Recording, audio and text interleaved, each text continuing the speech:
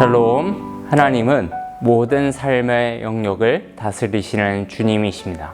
그러므로 우리는 그분을 종교적인 영역에 가두어 두는 것이 아니라 내 삶의 모든 영역에서 그분의 영광을 위해 살아가야 할 줄로 믿습니다. 오늘도 만왕의 왕 되신 주 하나님을 선포하며 살아가시는 성도님들 되시기를 주님의 이름으로 축복합니다. 오늘 함께 보실 말씀은 스가랴 14장 말씀 되겠습니다. 제 14장.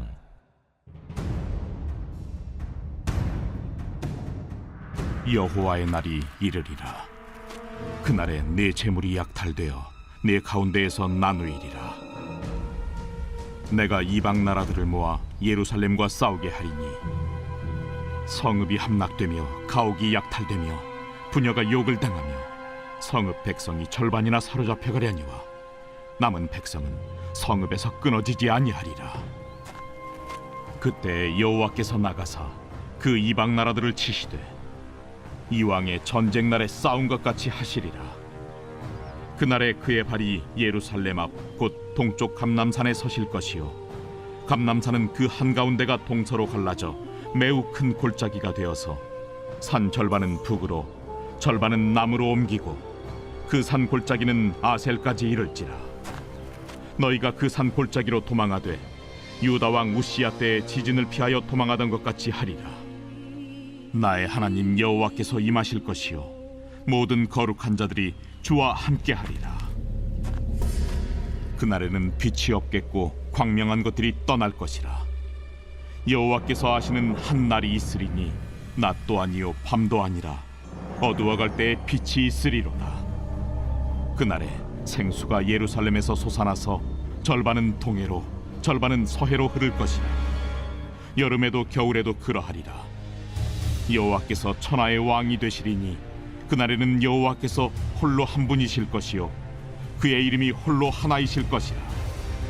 온 땅이 아라바같이 되되 게바에서 예루살렘 남쪽 림몬까지 이를 것이며 예루살렘이 높이 들려 그 본처에 있으리니 베냐민 문에서부터 천문짜리와 성모퉁이 문까지 또 하나넬 망대에서부터 왕의 포도주 짜는 곳까지라. 사람이 그 가운데에 살며 다시는 저주가 있지 아니하리니 예루살렘이 평안히 서리로다. 예루살렘을 친 모든 백성에게 여호와께서 내리실 재앙은 이러하니 곧 섰을 때 그들의 살이 썩으며 그들의 눈동자가 눈구멍 속에서 썩으며 그들의 혀가 입속에서 썩을 것이요 그날에 여호와께서 그들을 크게 요란하게 하시리니 피차 손으로 붙잡으며 피차 손을 들어 칠 것이며 유다도 예루살렘에서 싸우리니 이때 사방에 있는 이방 나라들의 보화 곧 금, 은과 의복이 심히 많이 모여질 것이요 또 말과 노새와 낙타와 나귀와 그 진에 있는 모든 가축에게 미칠 재앙도 그 재앙과 같으리라. 예루살렘을 치러 왔던 이방 나라들 중에 남은 자가 해마다 올라와서 그 왕 만군의 여호와께 경배하며 초막절을 지킬 것이라. 땅에 있는 족속들 중에 그 왕 만군의 여호와께 경배하러 예루살렘에 올라오지 아니하는 자들에게는 비를 내리지 아니하실 것인즉 만일 애굽 족속에 올라오지 아니할 때에는 비 내림이 있지 아니하리니 여호와께서 초막절을 지키러 올라오지 아니하는 이방 나라들의 사람을 치시는 재앙을 그에게 내리실 것이라. 애굽 사람이나 이방 나라 사람이나 초막절을 지키러 올라오지 아니하는 자가 받을 벌이 그러하니라. 그날에는 말 방울에까지 여호와께 성결이라 기록될 것이라. 여호와의 전에 있는 모든 솥이 제단 앞 주발과 다름이 없을 것이니 예루살렘과 유다의 모든 솥이 만군의 여호와의 성물이 될 것인즉 제사 드리는 자가 와서 이 솥을 가져다가 그것으로 고기를 삶으리라. 그날에는 만군의 여호와의 전에 가나안 사람이 다시 있지 아니하리라.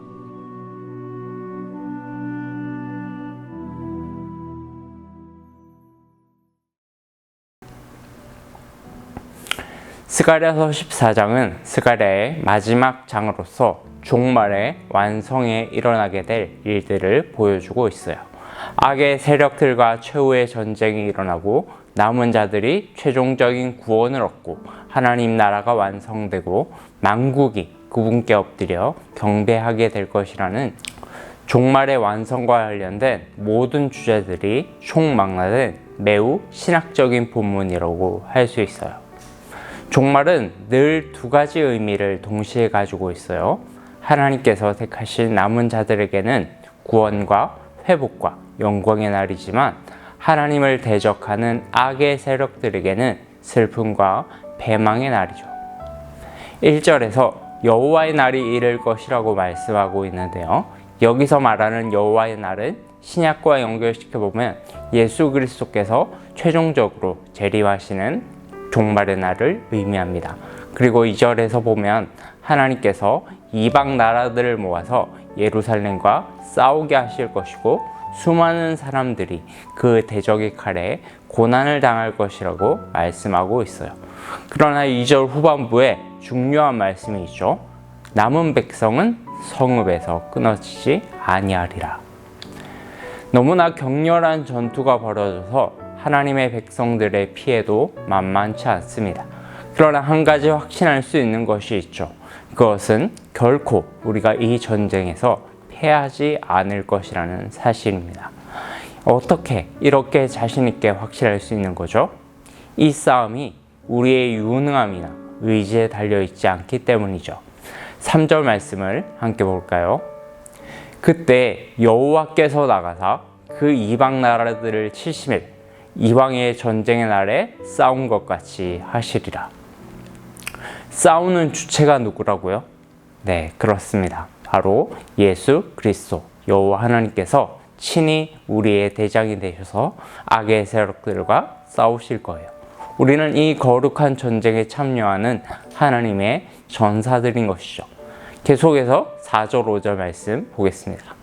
그날에 그의 발이 예루살렘 앞 곧 동쪽 감람산 앞에 서실 것이요 감람산은 그 한가운데가 동서로 갈라져 매우 큰 골짜기가 되어서 산 절반은 북으로 절반은 남으로 옮겨가고 그 산 골짜기는 아셀까지 이를지라. 너희가 그 산 골짜기로 도망하되 유다 왕 우시야 때에 지진을 피하여 도망하던 것 같이 하리라. 나의 하나님 여호와께서 임하실 것이요 모든 거룩한 자들이 주와 함께 하리라. 감람산에 올라가면 예루살렘 전체의 전경이 한눈에 다 들어온다고 해요. 마치 남산에 올라가면 서울 시내 전경을 다 보는 것과 비슷하죠. 그래서 이곳 감람산은 축복의 산이었고 실제로 유대인들은 이곳에 메시아가 임하셔서 새로운 다윗 왕국을 여실 것이라고 믿었습니다.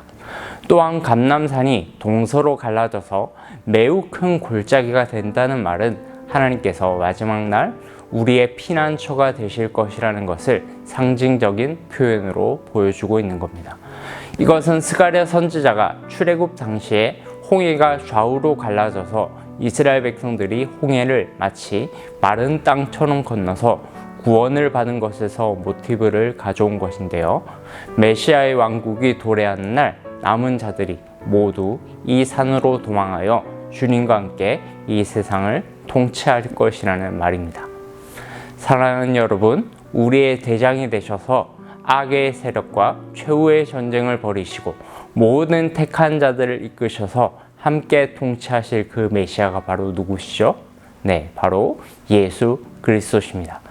요한계시록 19장에서는 예수님께서 백마를 타고 하늘에 있는 군대, 즉 성도들을 이끌고 사탄의 세력과 싸우시는 모습이 묘사되어 있어요.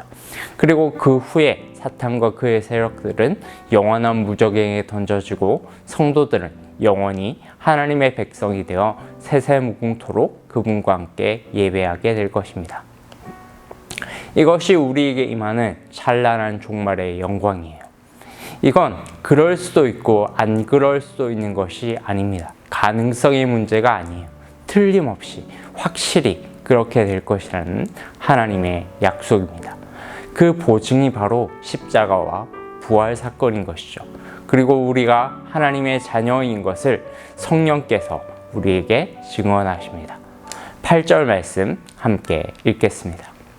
그날에 생수가 예루살렘에서 솟아나서 절반은 동해로 절반은 서해로 흐를 것이라. 여름에도 겨울에도 그러하리라. 요한복음 7장 37절 38절에서 예수님께서 이렇게 말씀하시는 장면이 나오죠. 누구든지 목마르거든 내게로 와서 마시라.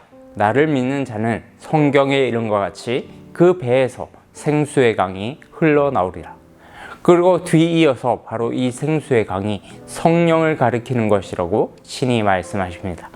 즉 생수의 강이 동해와 서해로 흐르고 여름과 겨울에도 끊이지 않을 것이라는 말은 성령께서 모든 믿는 자들과 인생의 그 어떤 순간에도 영원히 함께 하실 것이라는 약속입니다. 성도는 세상을 다스리고 통치하는 분이 하나님이시라는 사실을 그 어떤 고난의 순간에도 놓치지 않는 거예요. 교회는 반드시 승리할 것입니다. 모든 권력자와 재물과 힘은 다 사라질 거예요. 오직 절대적으로 영원한 것은 여호와 하나님 뿐이십니다. 9절 말씀 함께 볼까요? 여호와께서 천하의 왕이 되시리니 그날에는 여호와께서 홀로 한 분이실 것이요 그의 이름이 홀로 하나이실 것이라. 아멘. 사랑하는 여러분, 오늘도 우리는 세상에서 많은 고난을 겪고 복음을 모르는, 심지어 복음을 대적하는 자들과 싸워야 할 때가 있을 거예요. 조롱과 수치를 당할 수도 있겠죠. 그러나 여러분, 결코 이 복음을 부끄러워하거나 우리의 대적자들을 두려워하지 마시기 바랍니다. 이 싸움은 우리에게 속한 것이 아니요 만왕의 왕이신 예수 그리스도께 속한 것입니다. 오늘도 이 복음을 의지하고 살아가시는 모든 성도님들 되시기를 축복합니다. 12절부터 21절까지는 모든 악의 세력들이 멸망받을 것이고 유대인과 이방인 중에서 모든 택함받은 자들이 하나님 나라에서 영광을 누리게 될 것임을 보여주고 있어요. 특별히 좀 설명이 필요한 부분이 있는데요.